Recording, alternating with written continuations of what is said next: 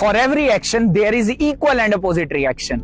हरे कृष्णा, आप सभी का स्वागत है 108 दिन 108 श्रीमद् भगवद गीता श्लोक चैलेंज के 22वें दिन में। तो आइए साथ में मिलकर श्रीमद् भगवद गीता के 3रे अध्याय के 9वें श्लोक का उच्चारण करते हैं। यज्ञार्थात् कर्मणो न्यत्र लोकोऽयं कर्म बंधना तदर्थम कर्म कौन्तेय मुक्त संगा समाचर। अनुवाद: श्री विष्णु के लिए यज्ञ रूप में कर्म करना चाहिए, अन्यथा कर्म के द्वारा इस भौतिक जगत में बंधन उत्पन्न होते हैं। अतः हे कुंती पुत्र, उनकी प्रसन्नता के लिए अपने नियत कर्म करो, इस तरह तुम बंधन से सदा मुक्त रहोगे।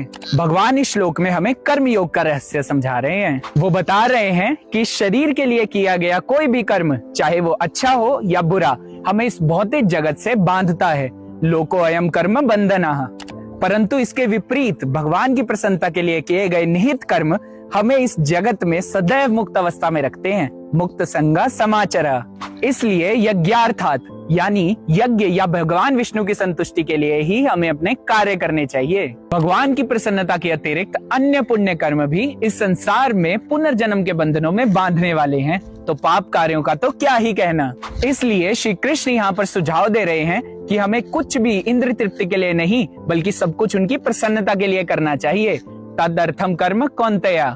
इस तरह से न केवल हम कर्मों के रिएक्शन या बंधन से बचेंगे, बल्कि हम धीरे धीरे भगवान की प्रेमा भक्ति को प्राप्त करेंगे, जो कि हमें भगवान के धाम ले जाने वाली है। जी हाँ, कृष्ण भावनामृत सर्वोच्च यज्ञ है, एक्शन विद नो रिएक्शन।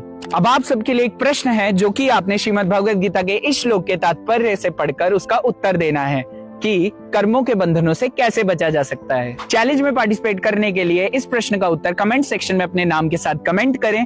मिलते हैं अगली वीडियो में, तब तक के लिए हरे कृष्णा। भगवत वाणी भगवद गीता की जय। श्रील प्रभुपाद की जय।